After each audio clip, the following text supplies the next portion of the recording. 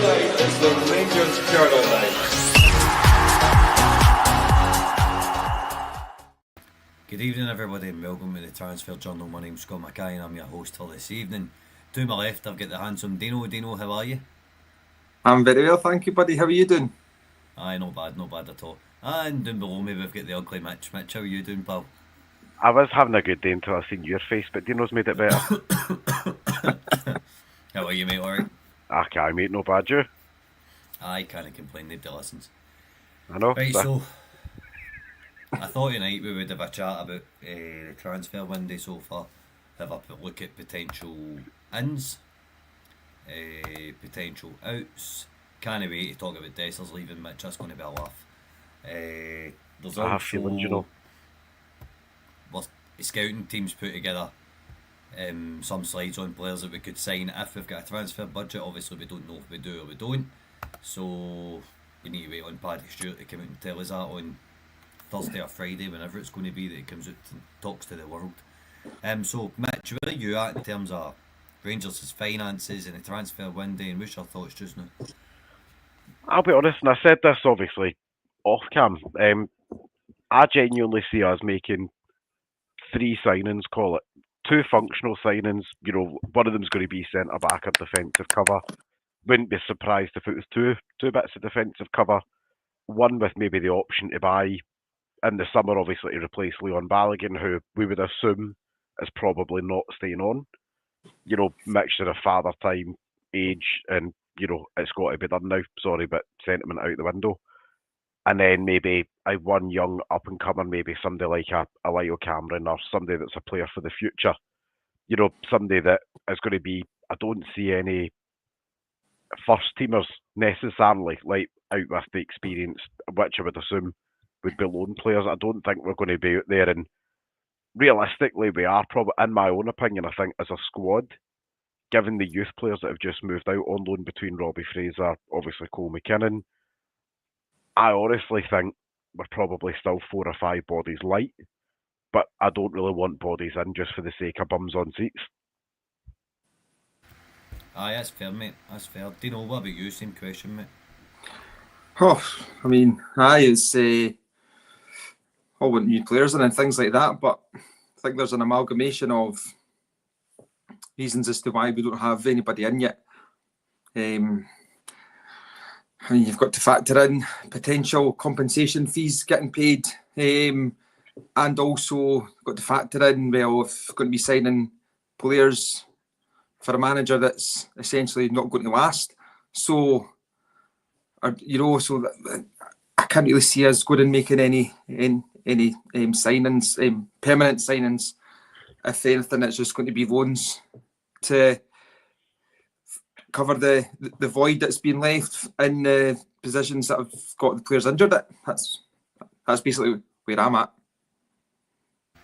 That's fair. So let's have a wee look at the kind of the outs so far.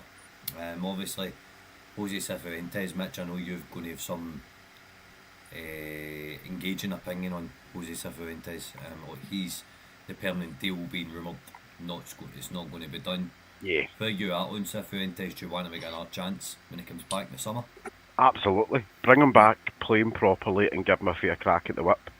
Don't get me wrong, I think when it comes to his overall situation, it was a Doug's dinner from start to finish is probably the best way I can put it. He was brought in for one thing, another thing's transpired, and then he's not the only one under bail, but, you know, he had the confidence choked right out of him. You know, he was playing out of position. He is a box-to-box midfielder, something that, surprise, what do we not have an awful lot of right now? You know, and at this stage of the game, if Aris have turned around and said, you know, as expected, I think we all knew when that fee of £4.25 million was floated about. I think most of us went, how the hell are a team in Cyprus going to pay for that?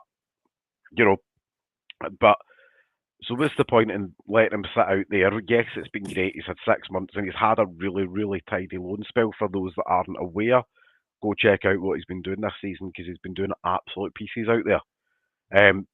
You know, I would be a big fan of, look, he's got about 3-4 years left in his contract. Give him 6 months. Worst case scenario, he comes back, it doesn't work out because it's maybe a culture thing. not suited to the league, or whatever else there may be in between. Give him a fair crack at the whip at it, because he's no hard one. Like, you know, we're just got, as somebody in the comments there said, we'll just need to get him some long johns there and some hand warmers, and he'll be all right.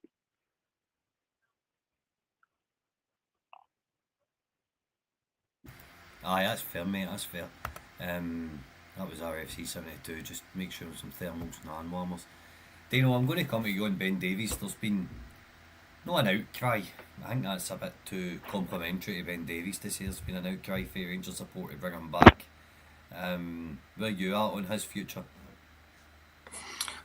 It's away from Rangers. Simple as that.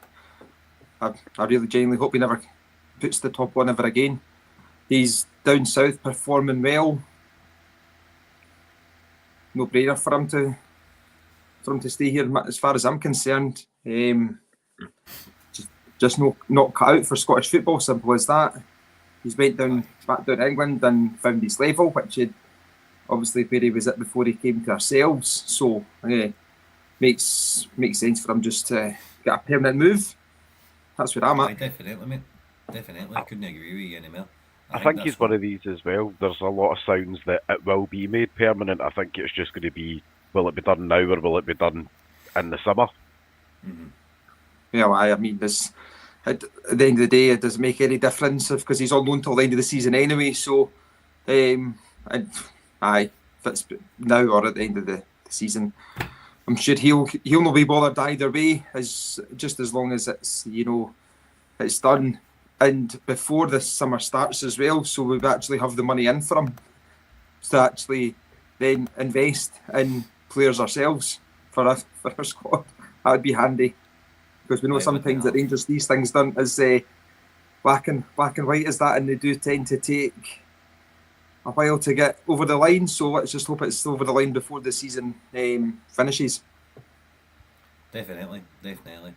If you're watching and you've not subscribed to the channel, please do. We're so close to 2,350. It'd be greatly appreciated if you could smack that sub button for us.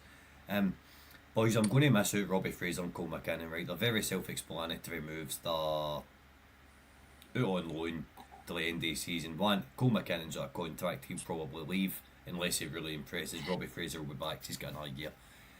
Mitch, I'm going to give you the flair on Cyril Dessers. We need money. He's current third choice striker. Do you think it's time for him to move on? Thanks for hurting my feelings from the get go there, mate. It's not like I don't have any feelings in it. So if I start eating Toblerone the night, I'm blaming you. But I think when it comes to when I take my personal bias out the situation when it comes to Dessers, because rightly or wrongly, he's the one that I'll go on my shield for. I think we're at a situation where he is very attractive to a lot of buyers that sometimes, and we're very, very guilty of doing this as a fan base, where we kind of look down our nose at what we've got in the cupboards at the moment because we all want the shiny new toy. Let's not forget we are still talking about a player who in the calendar year of 2024 is the league's top scorer. Outscored Kyogo, he's outscored everyone else within the league. He is an experienced player, he's an internationalist, he's got experience in Serie A, Holland, now obviously in British soil as well. He's an attractive proposition. For me, something's went wrong somewhere along the lines over the last few weeks, and probably the pecking orders went, maybe it's accelerated quicker than what we thought in terms of the emergence of Igmani. We probably thought that was more realistically next season that we were going to see the full emergence of him. And the plan might have always been, tell you what, Cyril, stick around this season, go up the road in the summer or go elsewhere. I think if we're at a point now, we would need to kind of be balanced about it. If the right money comes along, every player's got the price. Every player's got but also at the same token, he's not some, pardon the expression, he's no some diddy that we're talking about here. This is an international level player and the league's top scorer. We're not talking about some wee idiot down the road here. Like, there has to be an appropriate price for that, not just take £1 million and get him off the books. Like, that's false economics at that point, because then we get £1 million and some saved wages, but then we need to go out there and then spend £2-3 million to go and replace him. Sometimes it's if the money's right, I can see I could make it happen. I wouldn't personally like it, as we all know, but again, for the greater good, and we all know what we all assume the current finances are, that it makes sense. Aye, definitely. I think there's a balance to be found with Cyril Dessers in the sense of we've all got our opinions on him, whether we think he's good or whether we think he's crap, or whether he can do a job or whether he can't do a job. I think being third choice striker, I think Philip Dessers himself, he'll want to move on. And the club At this needs point in some his of that career. 4 million. And the club needs some of that £4 million back due to the situation we're in. Doesn't it? It's just where we're at. I think the best case scenario is that obviously there's been a lot of rumoured interest from around Europe and obviously stateside in him. The best case scenario is we get 4 or 5 serious clubs in contention for him. Fight it out between yourselves. Whereas best bid stays on. Before you know it, we maybe get an extra $500,000 or so for him that we maybe didn't bank in getting. But again, you do ask, the only other question I would put back to everybody is, if an injury to Danilo or Igmani happens, and then we've got untested striker 3, then at that point, is that when you look back and you say, you actually don't realise what you had until it's gone? I'm not sure so much, if I'm being honest with you, mate. I think the way the football has been played now, I think we've only found a style of play under Clement since we've had that kind of more mobile, active striker in that role, one that's going to drop deep, that can link the play. We all know Dessers' strengths in front of goal, rather than link the play up outside the box and winning headers and all that kind of stuff. That's not his strengths. Doesn't suit Rangers. I still think I'd like to have seen him and Danilo get a proper run as a partnership. Aye. That's fair. Dino, I'm going to come to you now on. There's been some rumours about, and we'll come to that in a minute, but just I want to have a moan basically, right? Because we've got this whole thing with Rangers, and there's not a starting centre half fit for tomorrow night. I know Cropper's coming in. Probably going to be Cropper and Leon King. Why have we not been out and signed a centre half for now? We've known that we're in this situation. Why have we not been out and fixed it? Does that cause you an element of frustration as well? Yeah. Because before the season had started, I think you and I, at least on this pod, had concurred that we needed another centre half. That was before the season even started. So now we're in a position where we are down to like the bare bones of our availability at centre half. So there's even more of a reason for us to go out and sign one now. When John Souttar got injured, and John Souttar was going to be out for a prolonged period of time, then there should have been more assertive action taken to get a centre half in on loan from the 1st of January. That should have been, top priority even, a few weeks ago. So now we're in a position where it's the 8th, the 9th of January tomorrow, and there's no sign of a centre half coming in. By the time, even if it was to be on the cards now, we're going to be in the middle of the month potentially before a signing gets made, and it's just Rangers to a T. It take ages doing anything, bringing players in, building IKEA drawers. It just takes ages. So I think there has to be a change in that structure now. Niels Coppin was brought in to be, this, that, and the next thing. And I mean, if you remember last year, I think Fabio Silva was signed on the 1st of January. 27th or something like that. Like we knew he was coming on the 27th, 28th. Do you know what I mean? So just for a bit of context, like Fabio Silva, was fair enough, understand, but a centre half was as important as getting him in. That's the point I'm making. So why is there not been a centre half that's came in? And to be honest, we need two. We don't just we need two, but one would obviously be a bit of breathing space for us. And yeah, it's just ridiculous that we're having to have this conversation, as I said, on the 8th of January. Mitch, just quickly, you can bring in your point and answer this question at the same time, mate. Leon King, I feel for a boy. Flung into the deep end again. Rocky Bajiri's header the other day cost us 2 points. King's been flung into the deep end yet again without getting a run of matches. He needs to step in again tomorrow night. I'm assuming it's him. What's your thoughts on it? Do you know, I've got a couple of thoughts on it. I think, one, there is an element of it, it's on the manager for not giving him minutes before now. And I'm not being funny, but there has been times in the season, like you look at the games, for example, against County. He could have been, you can't tell me that in a feasible world, Leon King couldn't have taken half or even 30 minutes at County. And then you look at other games along the way where you go, give him 15 minutes here, 20 minutes there. There is no feasible reason. I get that obviously we had players like Casemiro in at the time. We had obviously Sterling wasn't particularly fit at the start of the season, obviously with the trap nerve and everything else that was going on about that. And obviously Suter was playing well. We all know he's a nailed on, that shirt's nailed on, your first name in the team sheet pretty much.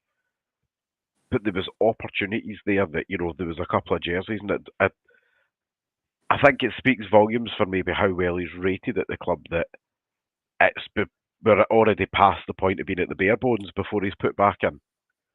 And I really think he's one of the players that actually, in the summer, should have taken 6 months away for the club, go and ply his trade elsewhere. And I think I mentioned, go and send him to the Dundee clubs, go and send him to Motherwell or something, let him go and play football. Just take the spotlight off him of being in the pond that is either side of the divide. And you put him in another team where he can just be a young boy learning how to do the job and getting some first team minutes under his belt. One thing I will say though, that just to touch on obviously what Dean was saying a minute ago, is see when you look at obviously the lack of current transfer activity, and obviously we're fully aware that, as I say, we're like old Miller Hubbard at the moment at the back, we're down to the bare cupboards and then some. Does that not then kind of strengthen the comments there that, again, Clement's been operating with another hand up his back at the moment, where the board know we need players, Clement knows he needs players, but only one set of people there can actually sign the players. And if the board and Coppin don't go out and sign the players, then what's the manager meant to do? Other than, put the untested Enciala in there, put in a very unseasoned Leon King. We are going to have performances like Hibs when you have to put on, the 7th choice centre-back. I know, mate, I know. It's grim. Right, let's speak about some of these centre-back solutions. Do you know? Johnny Evans, yes or no? Aye. Why?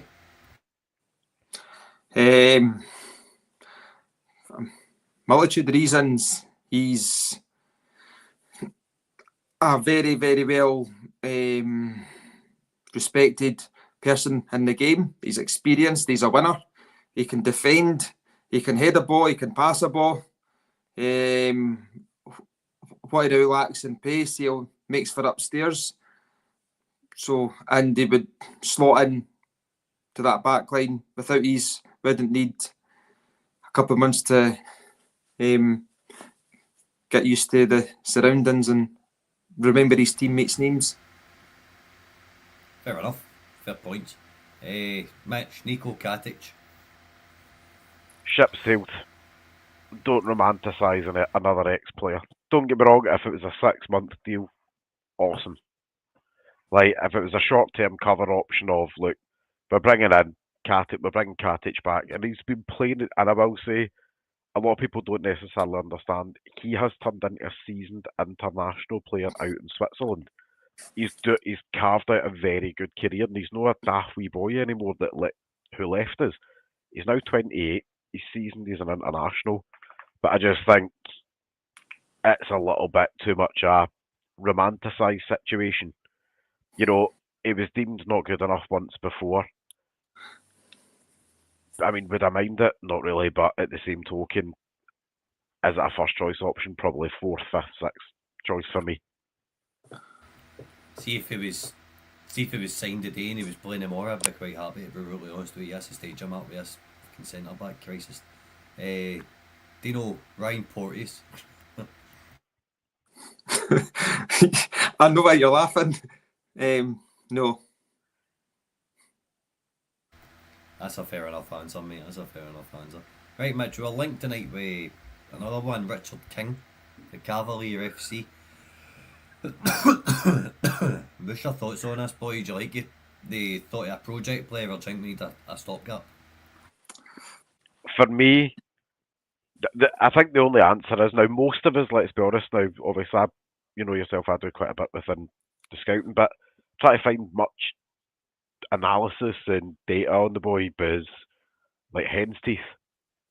You know, there's not a whole lot out there to go and kind of view on.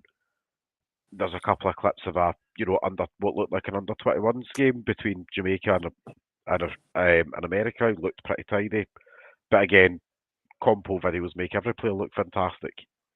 You know, I would say, am I against it? No, but if we're going to Jamaica to go and get a starter, then Christ on a bike, like, is that where we're at right now? I think nothing against the boy coming into the club, because I think he should really be maybe replacing. He should maybe be, for example, taking Enciala's place next season as the project player, as Enciala evolves into the first team. That would make logical sense at that point. But, you know, am I against it? No. Is it the signing that I want? And is he going to go straight into the first team? Probably not. No, I would probably agree with that. For me, it's a summer signing.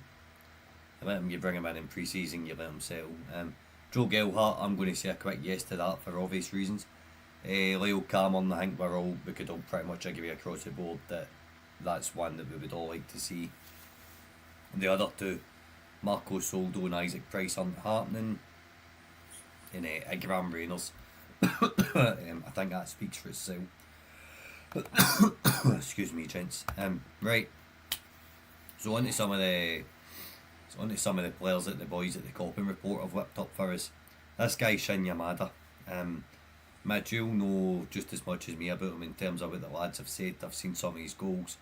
Looks absolutely brilliant. He's great in front of goal. He's got a very high conversion rate of 24%. 3 assists. Plays in the same league as Kyogo. What's your thoughts on this boy? Would you take him? Oh, he's a tidy. He's a wonderful player to watch. Obviously, with some of the bits and bobs I do in Copping, you know, we've seen quite a lot of him, and I'm going to give a special shout out to Josh and Gordon there. You know what I mean? He's turned into the two-footed wonder from the land down under. You know, I would say he's a great, tidy, wonderful player to watch. And for a wee guy at 5'7", he's like a leaping salmon in the air. By the way, tell you that he's like watching something like a bear's trying to chase. Like, phenomenal. Like, tidy talent, and I will say that transfer value of 900, 900k. It's one of these. If the option was on the table, and if you ask me, out of the players that are on the slides, disclaimer, I know that's on the slides, like, he would be my first choice all day long. My only question mark I have around him is the fact that at 5'7", is he cut out for the rough and tumble up here? It looks as if he's built. Sorry to interrupt you on that.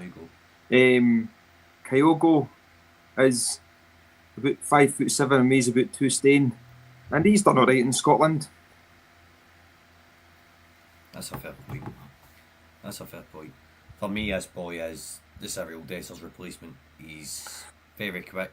He's a very good all-round player, and he's going to cost a fraction of the money.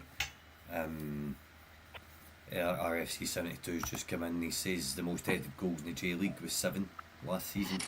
Well, I mean, that's pretty remarkable. Sorry, for a guy at 5'7", so that kind of obviously goes on what Mitch was saying there, that he's good in there. So I know nothing of the boy, but I mean, given the sort of track record of Japanese players coming into our league, do you know, they've done all right. So I'm all for it. Just to the people in the comments, this is players that we've not been linked to. It's players that we think would do a job. within the scouting department that could help Rangers, as it's just merely suggestions and people we talk about. Mitch, at XG of 15.45. That's a bit sick, innit? That makes you sick to your stomach, doesn't it? Like, he's one of these players that I work in an eye test model with as opposed to a stats model. I like stats and I like all of that, that kind of backs up. Either sometimes, we all know the eye test and the stat test tell us two different stories sometimes. He's one of these players that genuinely, from the footage and stuff I've watched with some of the other boys, he's a disgustingly good player with the ball at his feet. He knows where the net is, doesn't mince about with it, pop the shot, and 9 times out of 10, he knows exactly where he's banging it into. And I think when you look at that heat map, it also shows you the power of work that he gets through. He's that grafter striker. The only thing I would say is, I wouldn't necessarily, for example, want to have him and Danilo up top together. Because that's two short guys, realistically. Well, but, I would say at 24 years old as well, he's got potentially another good move in him beyond as well. So there's a good chance of turning a fairly easy bit of money on him as well. Aye, definitely. If Kyogo can get linked to Man City, anything can happen. The next guy is Renault Gordon in our Copping report chat. RE5 man, there's actually been links to this player. He's 22-year-old, he's a winger, plays in Malaysia. He's done an awful lot of damage in the Asian Champions League. Look at that heat map, Mitch, on the right hand side. That tells you an awful lot about this boy's capable of doing the wing, doesn't it? I will say, absolute delight of a boy to watch. If you get a chance to go watch some compo videos and stuff, that's what you can be doing tonight, son. That's your homework. Go watch some compo. He's your sort of player. 2-footed, cracking pair of feet, and he just zips the ball about the park with such ease, and to the point where he will make good defenders look like absolute diddies with the footwork that he's got. But again, at 5'6", that's the only question mark I've got over him. But as we all know, I'm a bit of a sicko, and I like a 6 foot plus, like big rugged man, to obviously just like myself on the park. Obviously thinner, but. Aye. Doug's just come in and says heat map says he doesn't do much defending. Well, neither does Vaclav Cherny, and neither does Tavernier. He doesn't do much defending either.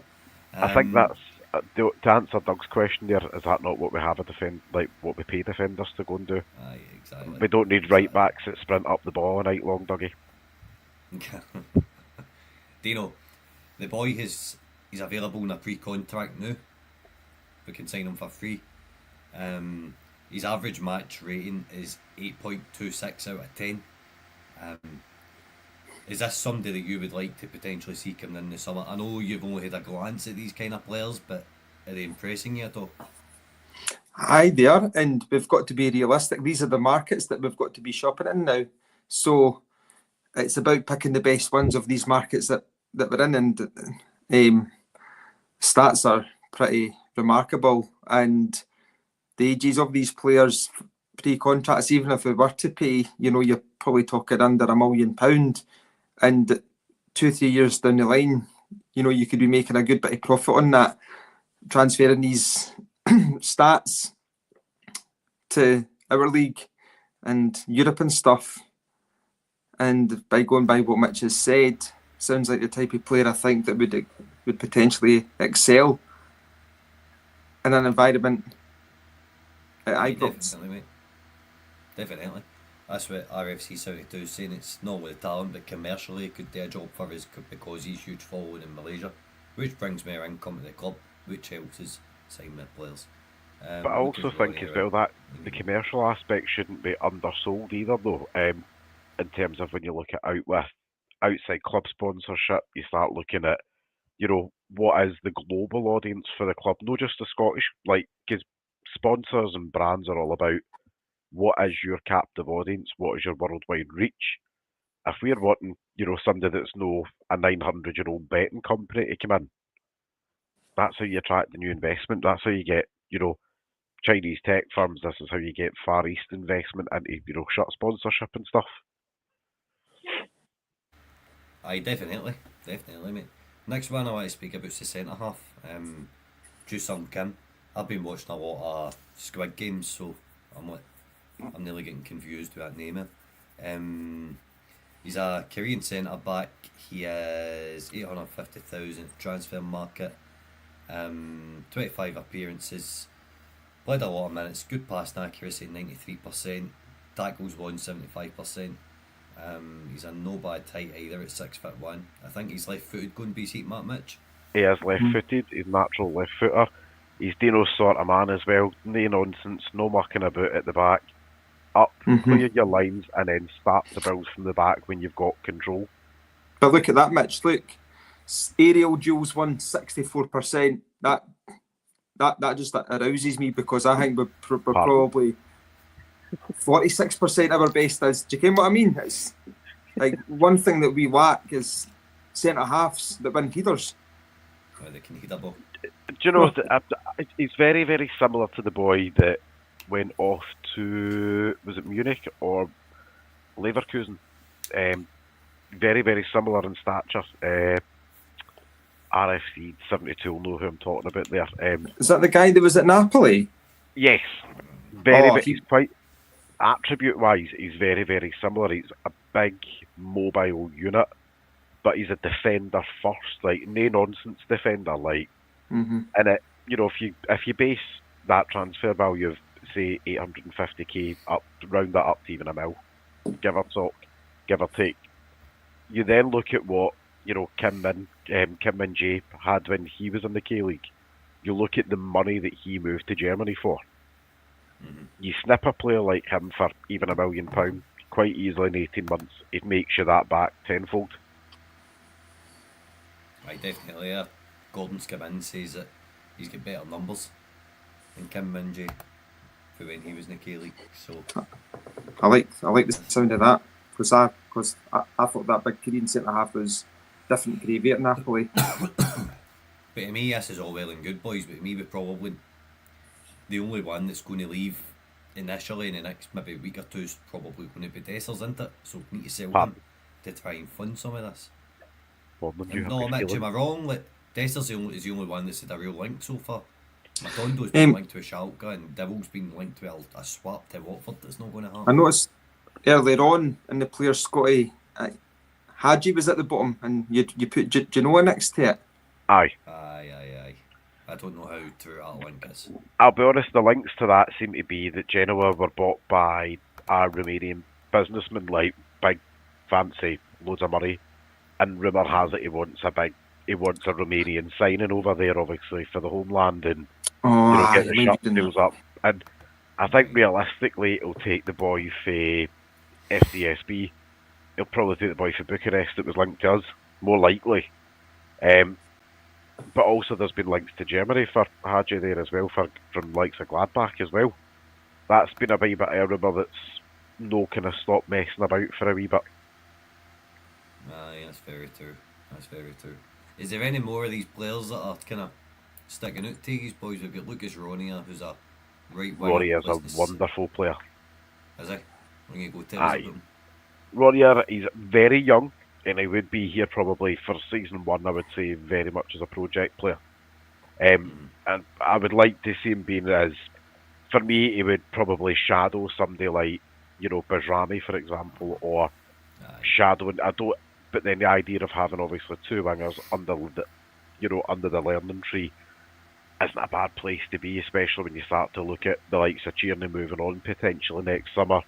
Which again, I've managed not to fall in love with a lone player, but we have to also look at, is Ross McCausland cutting the mustard at the moment? Not realistically. This is why when Tierney needed a break, for example, in the Motherwell game, there's a reason why McCausland wasn't in the starting lineup. And that's not being dismissive of McCausland, but he's very, very young and very, very raw. And I think when you look at a player like Rorier's really, really tidy with the ball. His feet fast as lightning, but he's also only playing in the Serie B in Brazil. But again, great stats here. And he's also a really good eye test player for Dino. Dino's got a lot of time in his hands tonight, so you can go and do your homework tonight, son. Dino, another player for Serie B, yes, boys, for Jeff Day was obviously for the A-League. I think I can't remember what team he came for. But signing players of that ilk, is that attractive to you? Aye, as I'd just to kind of reiterate what I said earlier on, these are the markets that we've got to be shopping in now. So, looking at the Serie B or the K League or wherever, these markets, it's, you know, the Moroccan leagues, things like that. That's just where we're going to be shopping 75% of the time, probably. So, I mean, I know Mitch, you're saying that would be a project player. To be honest with you, if he's, you know, are you going to be playing that amount of games to then come and be a project player? I don't actually think so. I think he would maybe actually be involved in the first team. Now, what you were saying about Ross McCausland there, Mitch, it was a good point to raise, because Ross McCausland, I think we all will want to see succeed, and because he's one of your own. Exactly, and there is a sheer lack of homegrown talent. You know, even making the bench consistently and getting appearances consistently at the club. So you've got to think that Ross will be here for the foreseeable. I should want him to be anyway. And as you said, Tierney's going to be leaving. So then therein lies the question that there's going to have to be a replacement for him in the summer, because I don't think we'll be paying the money that has been touted, to be quite honest with you. Because I think it'll be a couple of years yet before we're paying between 7 and 10 million for a player, put it that way. So players like Ronnie, you've got to think, as you just said, Scotty, Jefty, similar type of standard, age, fee, coming in, and he's doing all right thus far, isn't he? So I don't see why it wouldn't be able for him to come in and make that right wing spot of his own. And going by that heat map, you can see that he's an absolute workhorse going. So, you know, that's quite actually appealing to ourselves, given defensive frailties at right back. And I think what's worth noting as well is, obviously, Coppin done his South American speed dating in the summer. Obviously, where he went and met with a lot of player agents, a lot of club reps and stuff like that. And we seen automatically off the back of that, obviously we were linked to 3 or 4 South American players, obviously off the back of that. Yefty's obviously came in, but that was even based on last January. We tried to bring him in. I think, you know, it's one of these where we are probably going to see quite a few South American players. The only thing, and I am probably thinking more longer term, you know, in terms of contract structure, South American teams are so smart about putting sell-on clauses into contracts. So but that then also pushes the club that we can't sell unless the money is actually right. You know, and for all parties concerned, you know, if we're looking at a player that we're bringing in for £1 million, then realistically, is it worth selling him for 5 or 6 million, or is it worth, you know, hanging off to see if we can get an 8 or a 9 million for him? It's one of them ones. It's who knows. Mitch has disappeared, so he can't tell us about Satoshi Tanaka. Sorry, the weed was going to bed. Who do you want, Mitch? Satoshi Tanaka or Kota Takai? Who do you want to run through next? I don't know. I'm going to upset Josh, but I want Takai.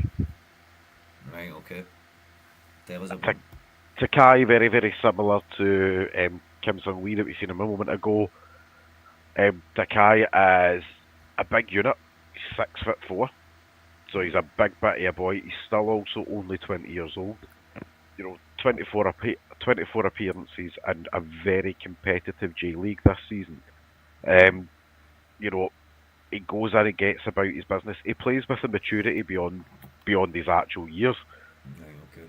And I wouldn't be overly surprised that within the next 2 years, if we see Takai going to a very big club, or making his way to Europe, and then within 2-3 years making his way to a bigger club in Europe that he uses one as a stepping stone.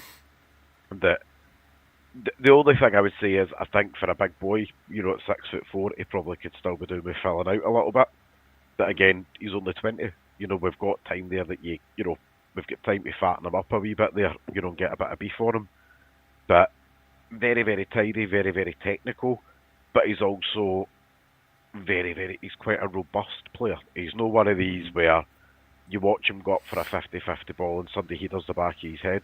He dusts himself back down and gets himself back going again. He's a wee bit of a workhorse like that. Oh, fair enough. Dino, a 20-year-old centre back. Don't think it's what we need right now, but potentially for the summer again.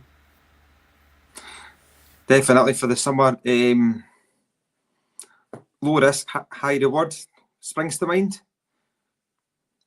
Very, very low risk, and given his stats and Mitch's point there about at the right age to be able to fill out for our league, it's definitely where I think that we would be at with him. It would bringing in for potentially 20 games first season, just to give him a taste of things and give him that year to beefing up, and then see where he's at the following season. And that his stats were quite impressive. And 6'4", I've been shouting out for big, tall centre halves for ages. When somebody that's just, like Mitch said, you want players of height in our team because we're too wee.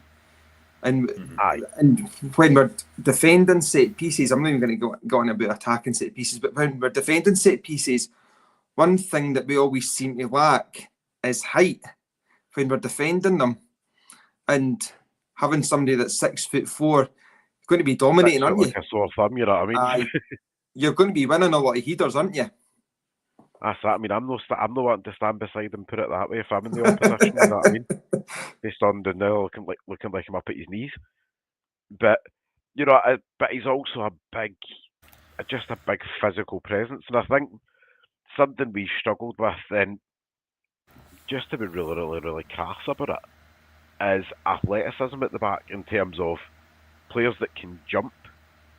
Like to jump, player jumps up and heads ball. When was the last time you seen one of our players jump up and head ball? 9 times out of 10, they jump up, they look like a wee lost puppy for a minute, and then they hit the flare again. Like, you put a big, to make Scott happy there, we're putting in a big strapping man at the back for him. And that's Scotty's day made. A big strapping man at the back that can jump. What more does Scotty want for Christmas? Well, funny you should say that. Curry's already come in and gave you a bit of a dick. All his stats and figures, Duggan Mitchell. I can't repeat the rest of it. Pardon? Yeah, but you might want to take that comment off screen, please, El Capitan. Oh, it's too funny, man. Curry, it's also lovely to see you. Happy New Year. But I can confirm that the stats don't tickle me like that, son. Right, happy New Year to you, Curry. Right, I'm going to come off of this now and just very quickly touch upon Dundee more. I thought you wanted to touch us again. No. I want to talk about Dundee. Dino, what are you thinking for tomorrow night? Do you think there's going to be more drop points, or do you think we're going to scrape a 1-0? What kind of game are you expecting? Very scrappy game, and it will be you're right, it will be either 1-1 or a very, very narrow victory, but I'm not optimistic it's even going to be that, to be honest with you. Just same reasons as I thought it would be a draw at the weekend. You're right, mate, you're right. Mitch, what about you? One or two things will happen, mate. Champagne Sundays, or we're going to be sitting there and you'll have no more, you'll have not even have stubble left in your head by the time full time gets there. Like, I take into a certain aspect of at the back we're doing to the bare bones, I'm fully aware of that, but also we've got Proper in at the back, who is former captain of his previous team. We've also got Ridvan in there, who is a seasoned player now. And we've got Liam Kelly at the back, who is also a seasoned international goalkeeper. Like, there is an element there that, yes, Yefty at left back, he is that like we know what we're getting with him. We know that the final ball is either going to be all sugar or all humming, or we know that he's going to take it up the halfway line, and 9 times out of 10, he's going to play a pass that is going to put somebody in hospital or put us in danger. We know it's coming, but we also then in the middle of the park, this is where we need to choke a game out, choke Dundee out the game, control it in the middle to protect the back. We've got the front line that can do the damage against them. You know, at the front line, this time last year we were looking at it going, well, who is the front line? You know what I mean? At one point we were getting the water boy ready to put his boots on. At this point, you know, you're putting your boots on for centre backs, son. You're fitter than me and Scotty, be smoke. He's not tall enough for centre back. It's alright, he's 3'5", it's fine. But he can be the wee Garden Gnome, he can get a punt up for Liam Kelly. Aye, true enough. He's a Garden Gnome and all, he's tiny too. Dino Jink missing Nicholas Raskin's a big blow for him, aren't he? Well, given he's the most informed player and he's had this sort of resurgence, and now he's getting the captain's armband speaks volumes. So he's, you know, I was thinking about this other day. He now brings to the side what Ryan Jack did. That, you know, that level of performance and that grit, that determination, that, you know, that feistiness. This, you know, when Ryan Jack was training and playing, he brought a different level to the players, and I feel that Raskin does do that. So him missing out will be difficult. However, Barron will step in, and Barron has actually been quite good this season. He was our best player as the season started, and that's up for debate, but that's my opinion. So, and I think that he will want to get this opportunity and not give up his shirt. So we could actually see Barron's game being lifted because of that reason. Do you know, I think it's an interesting night for Barron because he has had an iffy wee spell, you know, last 3-4 weeks in terms of match time and minutes in the park, and it's no through anything the boys done wrong. It's just that the two players in front of him have been playing that well. But I said, obviously, you know, and I'll say what I've said previously there again of, I think at the start of the season he was guilty of getting overloaded for doing the basics. Whereas he's just got to, don't overcomplicate it for himself, get in, do your job, roll your socks up. You don't have to play like Nico Raskin. Just play as yourself, clear your man, keep the ball, keep it simple. You know, one of the best bits of, you know, football and coaching advice you see branded about is the team that wins is the team that does the simple things well. Keep the ball, keep your man, put ball in net, keep ball out net. That's really what it boils down to. That's as complicated as football needs to be. And then once we get 1 or 2-0 up, you know, come half time and Scotty's taps off in the middle of the living room and all that, like, you know, at that point, that's when you go for the champagne Sunday. At that point, you know, no you, Scott, no on a school night. Keep that for Friday. No, I'm off it anyway. That's what you say now. No, I'm off it the rest of January. So, what was I going to say here? Dino, who's your captain tomorrow night? And who starts up front? Igaman. Captain. Thought that was your captain for a minute. I'm going to give you another one. Hadji. Hadji, take your armband. Aye. Right. That's who I think will take it. Aye. What's your score prediction? Either Hadji or Liam Kelly. Score prediction. 1-1. One each. Fair enough. Mitch, what about you? Starting striker, captain, prediction. Starting striker, Agamari, you have to after a hat-trick at the weekend. Needs to start. Interestingly, I would potentially be swayed to start him with Dessers though. Like, but that's a separate conversation. And I know it's not going to happen, so I'll not have my own feelings thinking it will. Like, I think in terms of captain for me, don't give it to Hadji. Let Hadji go and do his job. Like, he's done really well the last few weeks. he also did have that moment on Sunday. Like, we all know what's happened there. We're not going to hark on it. It's been covered a million times already. It's a wee bit like Marmite. We either agree with it or we don't, you know, and we're not going to cover old ground there. For me, the heart says Liam Kelly because he's came through the academy. The head says probably Robin Proper, and he was a cap. But both are not a bad option, and I think this is where sometimes we've had a really frustrating season, but I think we sometimes forget what we've got. You know, right now we're looking at the club captain's out, the vice captain's out, and then the stand-in captain's currently out, and then we're down to the backup goalkeeper and the second or third choice centre back, depending on who you ask. You know, you're looking at like basically six choice captains, but also then within that though, we've got the ex-Motherwell captain in there. We've got, you know, a top flight Dutch captain in there from last season. We've got guys like Hadji who through tenure probably has a right to say, put the band on me. I think given what happened at the weekend, letting him have a licence to speak to referees, I don't know how smart that would be at the moment. You know, giving him the licence to say, well, I've got the armband, so I'm going to talk to you. I think that would be a pretty one of two ways moves. We've also got guys like Baz Rami in there who's wore the armband at international level as well. You know, so I think, especially the way the modern game of football has gone, does it really matter who's wearing the captain's armband much these days?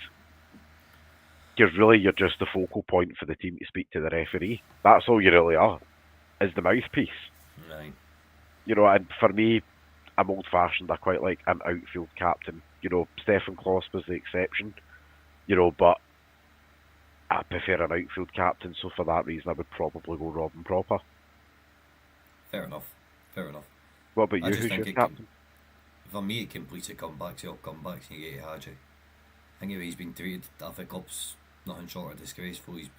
He's been flung to a B team. He's had his number stripped off him. He's been put out in the wilderness, stuck out on loan. Anything bad that how you want to treat somebody as a footballer, we've done it to him. And I think since he's come back, he's been a breath of fresh air. Don't get me wrong, I don't want to get into his situation, right? I know he's not covered his selling glory and all that jargon either. I would go with Hadji. I would probably start Agaman up front, and I'm going to go 2-1 Rangers. Mitch, have you got a prediction? I'm going to say 4-1. 4-1 And I'm basing it on nothing but sheer blind faith at this point. You're a happy clapper. You're a happy clapper. Look at you. Look at your face. I'll give that a wee clap for you, son. It's alright, don't say anything about clapping. No, Dino's got somebody's cheeks in the background or something. Right, well, thank you for joining me tonight, gents. Mitch, it's been a pleasure. Always a pleasure, never a chore. Dino, thanks for coming on, mate. Thanks for having me, buddy. It's been a pleasure and privilege as always. Thanks for bringing the good looks tonight, Dino. I always upgrades the pod, didn't I? The face of the journal. Right, everybody, well, thank you for joining us tonight with our first analysis clip on the Hibs match. It got released last night on our tactics board section. Please head on over and check it out. There will be a Dundee one out Friday or Saturday morning as well. Please like and subscribe to the channel, help us grow. We'll be back on Friday night to speak about the Dundee match. And until then, remember, every night is Rangers Champion night. Cheers.